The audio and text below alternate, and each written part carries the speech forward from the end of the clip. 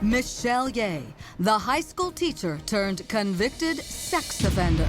Now, a prison wall separates the former San Pedro, California biology teacher from the teenage male students for whom she once lusted and abused. One of them, speaking anonymously and exclusively to Crime Watch Daily, we'll call him John Doe. Miss Yeh and I probably had sex at least a dozen times. It began, says John Doe, when he was only 15. The 28-year-old Yeh brazenly grooming the teenager right in the classroom and right under the noses of fellow students. Sometimes she would give me candy, smile at me, give me money when I didn't need it or ask for it. Soon enough, the rewards came in the way of academic achievement. She helped me a lot in class, and sometimes when I felt I did bad on a test or on a quiz, I would get a better grade than I know I didn't deserve or work for. During summer break, John Doe got a call, an invitation to a movie, then the kind of offer a teenage boy could hardly refuse. She offered to buy me an Xbox 360, and she took me to Best Buy, spent about $400 on the Xbox 360. After the purchase, Yeh drove John to his home.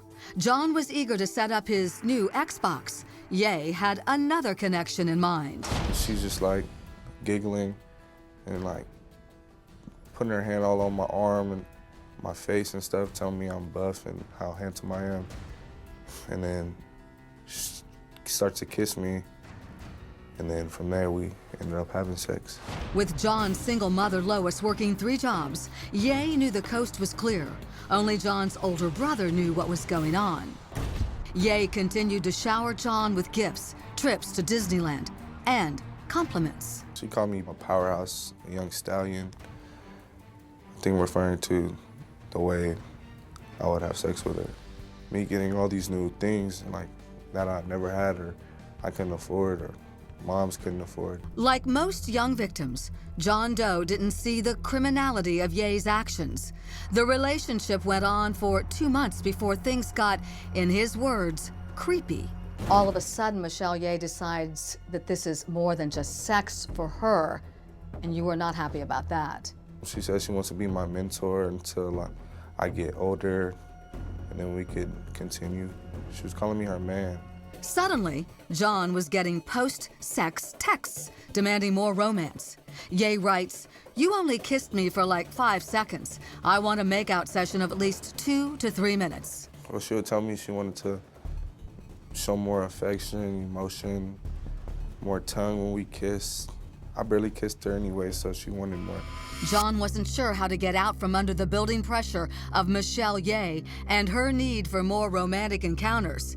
He didn't have to. His brother would end it for him. Me and my brother were arguing one morning, and he had known about Miss Yeh and I, and he got mad and called my mom and told her that me and Miss Yeh had a relationship. And my mom called the cops. I couldn't breathe for, I think, probably the first 45 seconds. Literally took my breath. I was shocked. I was mortified. I was angry. Lois went immediately to the LAPD, whose investigation would ultimately unravel a tangled web of seduction, sexual liaisons in motels, even the classroom. According to detectives, there were 4 victims. John found out he actually knew the others, who all shared striking similarities. She had a certain type she liked. Athletes, nice eyes, nice body. Michelle, anything you want to say? She has no comment to say. Yeh snubbed our cameras shortly after her arrest, but she couldn't avoid swift justice.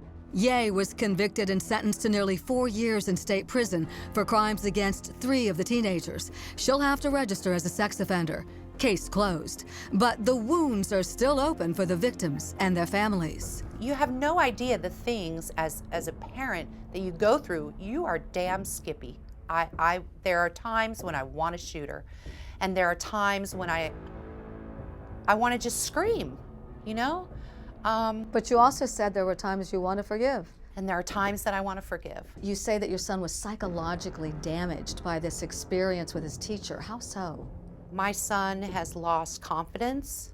I witness it every day. That comes from the chastising that, he has to go through with his peers. He was always very outgoing, and now he alienates himself. And I think he does that because he feels socially awkward. He's not as open as he used to be. He's withdrawn. Lois resents what she sees as social acceptance when the perpetrating teacher is a female. I've actually heard people making comments, like, right on, or did she have a nice ass, or oh, that'd be so cool, wish I was him. I mean, these are statements that I've actually heard from grown men making about my son and Ms. Yeh. Most of my friends and stuff, they would think I would flaunt it, but kind of makes me feel like awkward, especially with young ladies around me. It just makes me like feel self-conscious. As far as Lois is concerned, there's another perpetrator responsible for what happened to her son. That's the Los Angeles School District. In a civil suit filed against the district, the family claims Yeh's predatory acts caused John severe emotional distress and physical and psychological injuries, alleging in these court documents that LAUSD had a mandatory duty to properly supervise its students on campus to protect the minors and students from harm caused by unfit and dangerous individuals. In this particular case, there was grooming type behavior that was going on at school in her classroom that the district knew or should have known about. The school board told Crime Watch Daily it does not comment on pending litigation. But with the Michelle Yeh case as Exhibit A, James Lewis is determined to have teacher-student criminal liaisons removed from the curriculum. This lawsuit is aimed at demanding accountability and also ensuring that there are changes put into place so this doesn't happen to other children. I think that people need to take a step back, really evaluate the situation and see this for what it is. It's child abuse. Michelle, we heard there the focus on manipulation. As a criminal psychologist, can I ask you your thoughts on this? We seem to be seeing more and more female teachers being caught up in this. What's going on here? Absolutely. And I think we're seeing a lot of abuse of power, but also some blurred lines. It's different when it's a woman preying on a man. It's perceived differently by the community, and it's also perceived differently by his peers. What would you say are the warning signs for parents out there who'd be very worried that their children could be being swept up in this as victims? It's so hard because in this day of the internet, we don't know who our children are chatting with online. But if the teacher and a child are spending time together outside of the classroom, you certainly should have your interest piqued. It certainly is a very, very worrying trend.